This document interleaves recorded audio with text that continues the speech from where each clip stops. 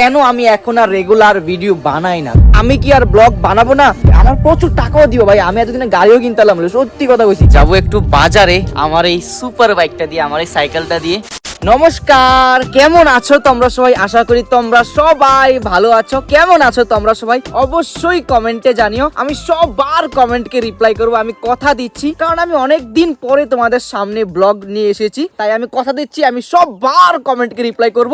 আর দেখো ভাই, আজকে কত বেশি পরিমাণে কুয়াশা পড়েছে ভাই, কিচ্ছু দেখা যায় না। আমার চোখের ভুমুরির উপরে না ভাই এত বেশি জল জমছিল, একটু পরে পরে আমি এরকম করছিলাম, এত বেশি আজকে কুয়াশা পড়েছে। বাই দ্য ওয়ে, এখন সকাল 5:25 বাজে, আর এত বেশি কুয়াশার মধ্যে এসে আমি ব্লগ বানাচ্ছি। কেমন আছো তোমরা সবাই অবশ্যই কমেন্টে জানিও। আজকের ব্লগে আমি সবকিছু জানাবো, কেন আমি এতদিন ব্লগ বানাচ্ছিলাম না, আমি কি আর ব্লগ বানাবো না। আর আগে যে আমি ব্লগ বানাতাম, আমার পিছনে যে এরকম খেজুরের গাছগুলো থাকতো না, এই খেজুর গাছগুলো থেকে না এখন ভাই খেজুরের রস নেওয়া হয়। কিভাবে এই খেজুরের রস তুমি খেতে পারবে, কিভাবে এই খেজুরের রস থেকে লালি তৈরি করা হয়, এই খেজুর গাছের রস দিয়ে কিভাবে গুড় তৈরি করা হয়, সবকিছু দেখাবো। তুমি কমেন্টে জানাও তুমি কেমন আছো।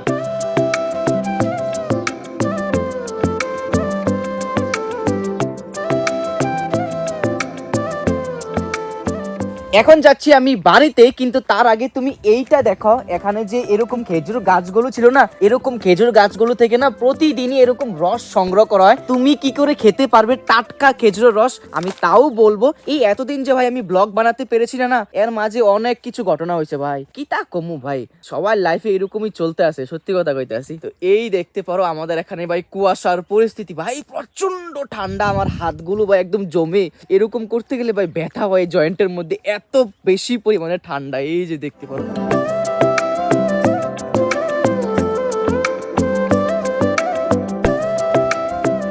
এই সাইডের গাছগুলো দেখো ভাই, কি সুন্দর লাগে না ভাই। আমি তোমাদেরকে সবকিছু দেখাবো, আগে কিন্তু এরকম ছিল না ভাই, এখন কিন্তু অনেক সুন্দর লাগছে। তো আমি তোমাদেরকে সবকিছু দেখাবো, কিভাবে এই খেজুরের রস থেকে লালি তৈরি করা হয়, তারপরে গুড় কিভাবে তৈরি হয়, সবকিছু দেখাবো তোমাদেরকে। আর ওই খেজুরের রসগুলো থেকে না ভাই এখানে এই লালি তৈরি করা হয়, এই যে দেখতে পারো এখানে ভাই লালি তৈরি করা, এই যে দেখতে পারো। এখন ভাই খেজুরের রসটাকে তাপ দিয়ে লালিতে পরিণত করা হচ্ছে, তারপরে এই লালিটা থেকেই আবার গুড় তৈরি করা হয়, এই যে দেখতে পারো।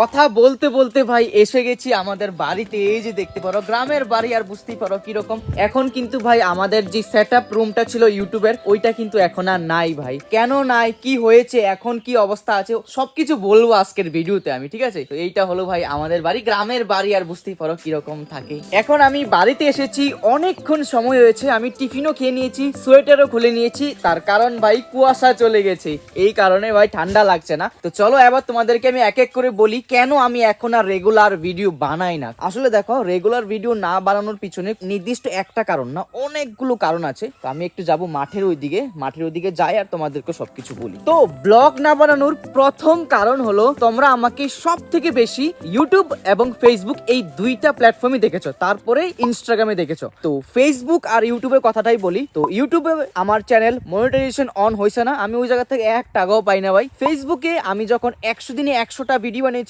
ওই সময় আমার অ্যাকাউন্ট মনিটাইজেশন অন ছিল না। তো এই কারণে আমি 100 দিনে 100টা ভিডিও দিয়া 1 টাকাও পাইছি না ভাই, 1 টাকা সিঙ্গেল ভাই 50 পয়সাও পাইছি না ভাই, কারণ ওই সময় আমার মনিটাইজেশন অন ছিল না। তারপরে যখন আমি চ্যালেঞ্জটা কমপ্লিট করে ফেলেছি, এর 2-3 মাস পরে গিয়ে আমি মনিটাইজেশন অন হয়েছে, আমার কন্টেন্ট মনিটাইজেশন অপশনটা পাইছি। এই কন্টেন্ট মনিটাইজেশন অপশনটা পাওয়ার পরেও মানে পুরো 2024-2025 এই 2 বছর আমি কোনো 1 টাকাও পাইছি না, আমার $100 কমপ্লিটই হয়েছে না ভাই, এত কম দেয়। আমার 2-3টা ভিডিওর মধ্যে মিলিয়নও ক্রস করে রয়েছে। ওই ভিডিওটির মধ্যে আমার 1 মিলিয়ন ভিউজে আমারে তোমরা বিশ্বাস করতে না $2 $3 দিছে।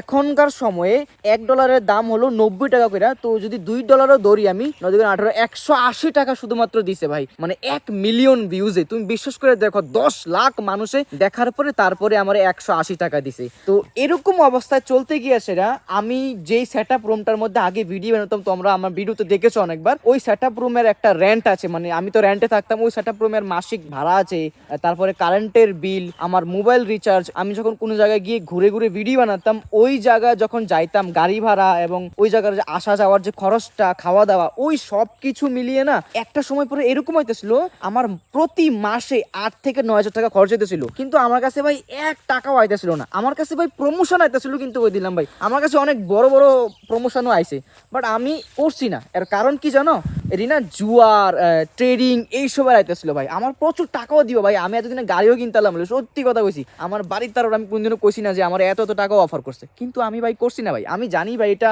খারাপ হইব, তোমরা লোকে বেমানি হইব, আমি কোনোদিনও করছি না ভাই, টাকার লোভে ভাই কোনো সময় ভিডিও বানাইছি না ভাই। এইটা হলো আমার প্রথম কারণ। 2 নম্বর কারণ হলো আমার যে সেটআপ রুমটা ছিল যেখান থেকে আমি ভিডিওগুলো বানাতাম, তোমরা আমার ভিডিওতে দেখেছো, ওই সেটআপ রুমটা এখন আর নাই। কেন নাই ওইটা আগে বলছি। তো আমি যে সেটআপ রুমে আগে ভিডিও বানাতাম, ওই সেটআপ রুমের যেই মালিক, আমি তো রেন্টে আছিলাম, তো ওই মালিক তোমার ওই সেটআপ রুমটাকে ভেঙে নতুন বিল্ডিং বানাবে, ওই কারণে ওই সেটআপ রুমটা না তারা ভেঙে দিয়েছে। তো এই কারণে আমি রেন্টের থেকে আয়া পড়তে হইছে, মানে ভাড়ার থেকে আয়া পড়তে হইছে। তো এই কারণে আমার কাছে বর্তমানে কোনো সেটআপ রুমই নাই। তো যারাই ভাই ইউটিউব দুনিয়ার মধ্যে কাজ করে বা ভিডিওগ্রাফি এই দুনিয়ার মধ্যে কাজ করে, সেটআপ রুম থাকা খুবই গুরুত্বপূর্ণ ভাই। দিনের বেশিরভাগ সময় ভাই ওই জায়গাতেই কাজ করা হয়। আর এইটা হলো ভাই আমাদের পিকনিক ঘর, বা বলতে পারো যে বুড়ির ঘর বানানো হয় না, তো এইটা হলো অনেক বড় একটা কারণ আমার জন্য। তোমরা এই জিনিসটা হয়তো অতটা বড় করে না দেখতে পারো, বাট যারা আমরা ভিডিও বানাই না, আমরা লেগে একটা সেটআপ রুম থাকার খুব বেশি প্রয়োজন ভাই। একটা সময় পরে এরকম হয়েছে যে আমার মান্থলি মোবাইল রিচার্জের টাকাটা পর্যন্ত আমার কাছে আসলো না। তারপরে অনেকটা বাজেট মিলিয়ে প্রতি মাসে এরকম দেখা যাচ্ছে যে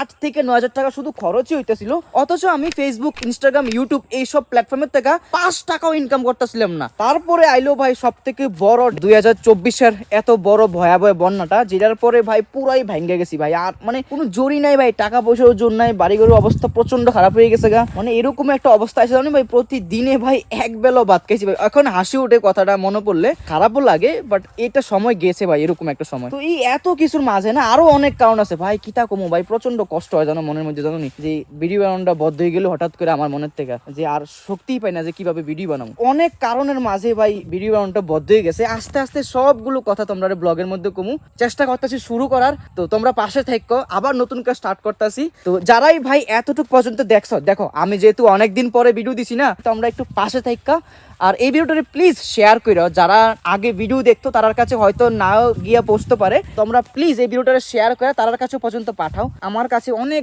বড় একটা সাহায্য হইব, সত্যি কইছি ভাই। তো চলো তোমাদেরকে এখন নিয়ে দেখাই যে আমি যেখানে আগে ভিডিও বানাতাম ওই সেটআপ রুমটা এখন কিভাবে অবস্থায় পড়ে আছে। আর আজকে ওয়েদারটা দেখো খুবই ভালো ভাই, সকালবেলা প্রচন্ড কুয়াশা ছিল, এখন ভাই রোদ্র উঠেছে, আকাশটাও খুবই সুন্দর হয়ে নীল হয়ে আছে, এই যে দেখতে পারো খুবই সুন্দর লাগছে। তো চলো গিয়ে সেটআপ রুমটা তোমাদেরকে দেখাই।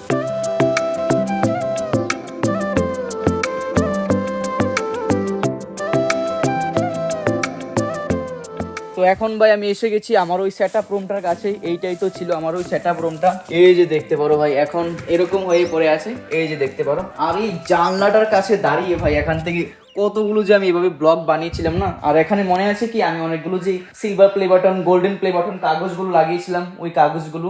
আর এখান থেকে দাঁড়িয়ে ভাই আমি সেটআপ রুমটাতে কাজ করতাম বা ভিডিও বানাতাম। এই হলো এখনকার পরিস্থিতি ভাই সেটআপ রুমের। তো এখান থেকে প্রায় আমি 200-300-র উপরও ভিডিও বানিয়েছি। আমি যতটুকু মনে আছে 271টা ভিডিও আমি এই সেটআপ রুমটা থেকে বানিয়েছি ভাই। আর একটু হলে ভাই 300টা ভিডিও হয়ে যেত ভাই এখান থেকে ভাই।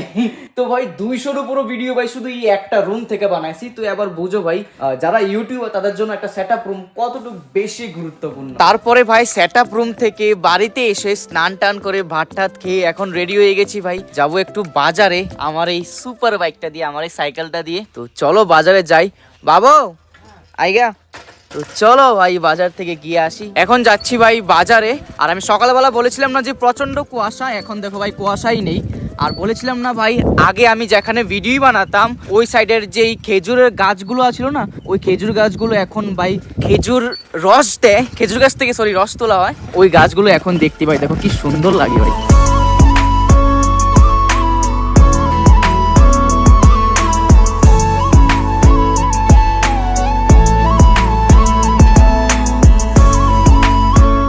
এই 1-2 দিনের মধ্যে না আমি তোমাদেরকে একদিন দেখাবো কিভাবে খেজুরের গাছ থেকে প্রথমে রস সংগ্রহ করা হয়, তারপরে ওই রসটা দিয়ে আবার কিভাবে লালি তৈরি করা হয়, তারপরে ওই লালি থেকে আবার কিভাবে গুড় তৈরি করা হয়, সবগুলো প্রসেস দেখাবো। তো তুমি আমাকে ফলো করে রাখতে পারো। আর আজকের এই ব্লগটা কিরকম লাগছে অবশ্যই কমেন্টে জানিও। আর এখান দিয়ে দেখো ভাই সানসেট হয়ে যাচ্ছে, কি সুন্দর লাগছে না? আর এই ব্রিজটাও কিন্তু ভাই প্রচন্ড সুন্দর লাগছে। কেমন লাগছে আজকের এই ব্লগটা অবশ্যই কমেন্টে জানিও।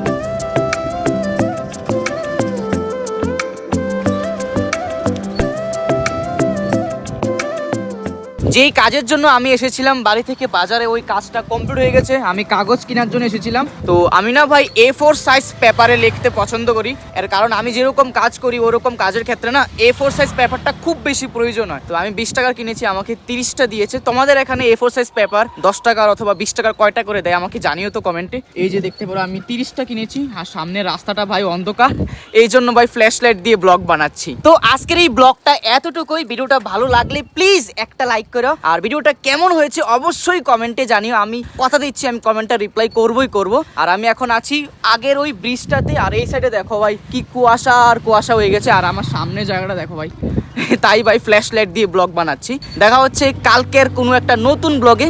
ভালো থেকো তুমি।